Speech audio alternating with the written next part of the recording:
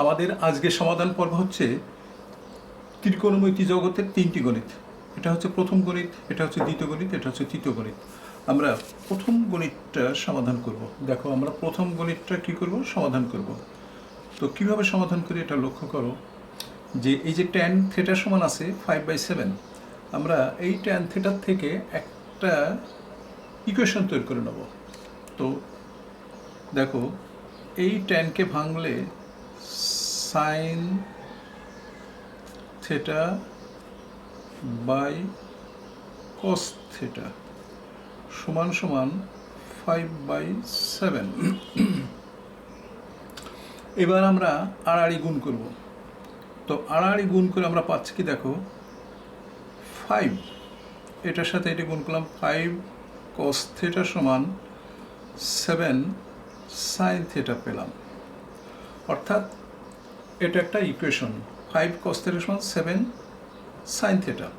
এখন আমরা মূল অঙ্কটা নিয়ে আসব। দেখো মূল অঙ্কটা হচ্ছে 7 cos 2 theta 5 sin 2 theta.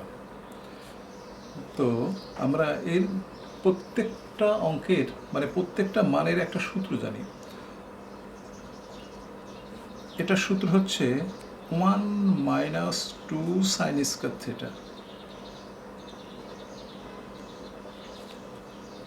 5 sin 2 theta, এটার সূত্র হচ্ছে 2 sin থিটা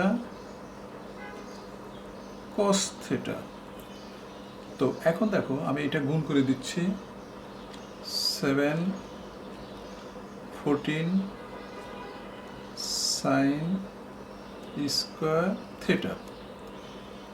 এখন 2 sin থিটাটা আমরা এদিকে রাখলাম, 2 sin থিটা আর 5 cos থিটা, 5 cos থিটা। দেখো 5 cos থিটার মান আমরা আগেই বের করে নিয়েছি, 7 sin থিটা। তো এখন 7 4 sin square theta,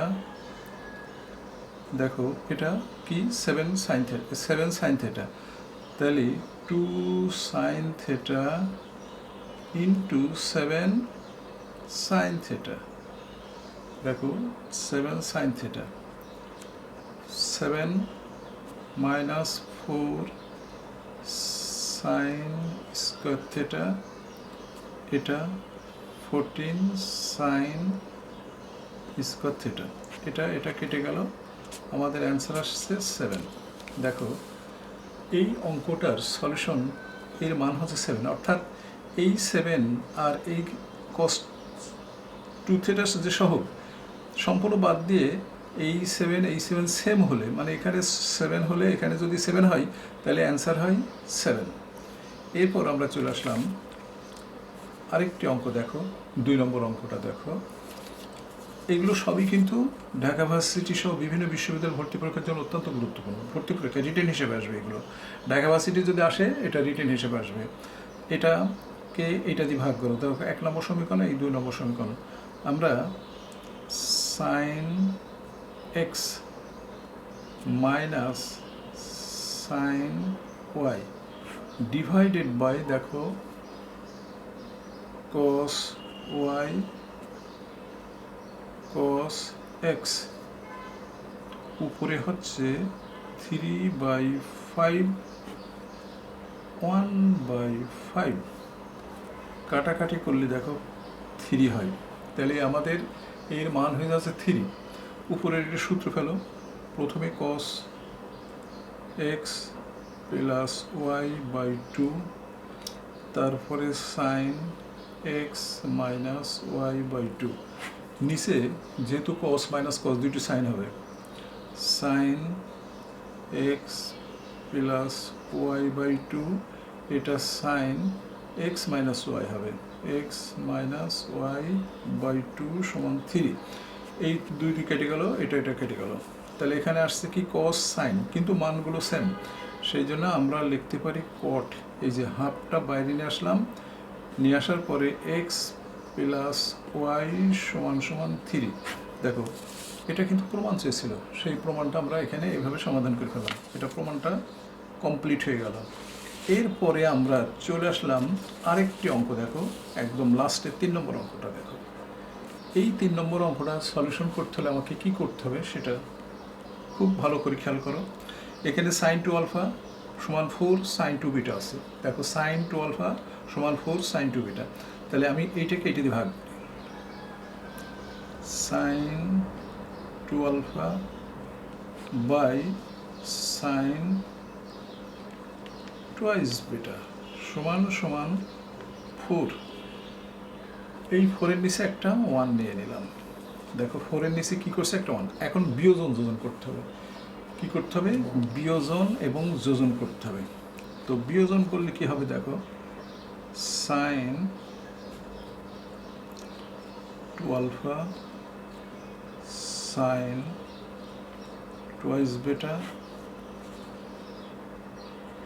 sign two alpha sine twice beta. যোজন বিয়োজন করতে হলে উভয় পক্ষে করতে হয়, মনে রাখবা যোজন বিয়োজন শুধু এক সাইডে হয় না, যোজন বিয়োজন উভয় পক্ষে করতে হয়।